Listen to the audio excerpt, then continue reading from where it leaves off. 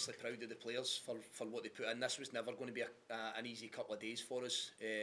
You could see how fatigued they were. You could see that we were starting to drop like flies towards the end. If I had another few substitutions, I would have made them because players were kind of out on their feet. But you know, I thought we'd done what we set out to do in the first half. You have an idea where you can try and get at the opposition. You've got an idea what they're going to try and bring towards you. Maybe one or two surprises in their team selection, but it didn't really change much in our mind. And quite clearly here the atmosphere in here at half time is that Motherwell supporters are over the moon and Rangers supporters are completely discontent, you know, with what they're seeing. Our message at half time, and this is my biggest frustration in the game, is that we come hard at the start of the second half, and what I mean by that is that we show good reactions, that we try and play the game in their half of the pitch.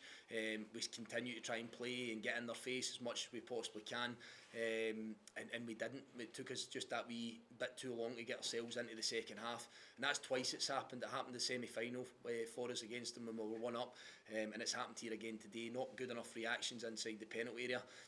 But those are the bits that I start to nitpick at for us to try and get better as a football club. We hung in there in the end, of course we did. We put ourselves into a position at the end where at times we were collapsing too deep, at times we were inviting Rangers onto us. And again, for us to get better, we're going to have to be able to handle this type of schedule against that level of opposition, is my biggest takeaway. But that's what I want for the football club, that's what I want for the players. And I believe that they'll grow and get better if we can start to reach those heights. The goal that was disallowed, the one that the corner came in, Jack Butland punched it into his net, is that one you feel should have stood? I think it's fair to say. Again, I'm just left bemused by one, the on-field decision. You know, for me it's complete overprotection of a goalkeeper. You have a look at it. Again, I would need to see whether the ball's in play or not, but if we're saying that the level of contact from Tony Watt justifies the foul, then I would start to argue, does the level of contact from Butland towards Tony Watt to shove him out the way to initiate it, does that then merit a penalty kick? Because that's where I think we're getting to. You know, I think that's the point we're getting to. And the answer's no to either. It's not a penalty, but for me it's not. It's certainly not a free kick. You know, Tony's doing his job in the goalkeeper, which you're allowed to do. I think I seen an instant a few weeks ago. I think it was Tottenham. I think it was Spurs, and they score direct from a corner, and there's a similar type of instant.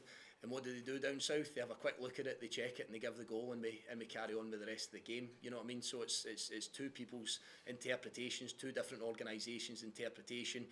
Down there, they play on. There's no overprotection of the goalkeeper, but for some reason today here, we've decided that there's enough to merit a free kick. I think there was 8 VAR checks in total, 10 minutes at the end of the game. I mean, you as a manager, that point must be tearing your hair out.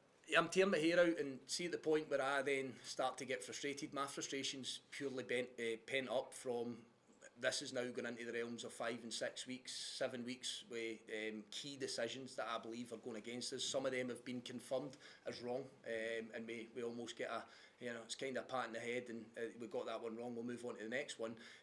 People need to realise how much I care about this, how much the players care about it, and how much we're fighting and scrapping to try and do the absolute best we can.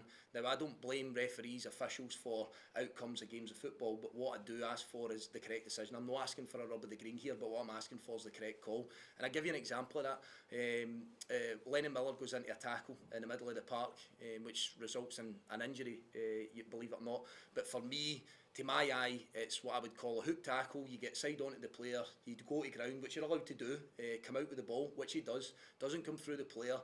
We actually check that for a red card. There's a red card check within that tackle. Referee instantly books him. At this point, I start to become incredibly frustrated because there's Rangers midfielders that have got away with 4, 5, I think we were even touching 6 fouls in the middle of the park.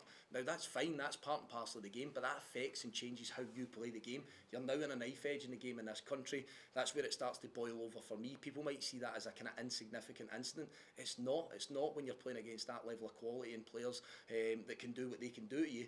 You have to try and, I'm saying, gain every advantage. You're just looking for parity, you're just looking for things to be very, very similar, and that Lennon Miller comes out with a perfectly good challenge, fine, play on. But if it goes the other way and we start mounting up 4, 5 fouls, that's generally persistent fouling, is how I see it. But that wasn't the case. And hence I end up watching the rest of the game in the stand, and usual bit, they'll throw the book at us and there'll be another suspension to come and all the rest of it. But I'm not going to change. I feel passionately about the game, I feel passionately about this football club, and I feel passionately about what I see on the pitch and calling it as I see it.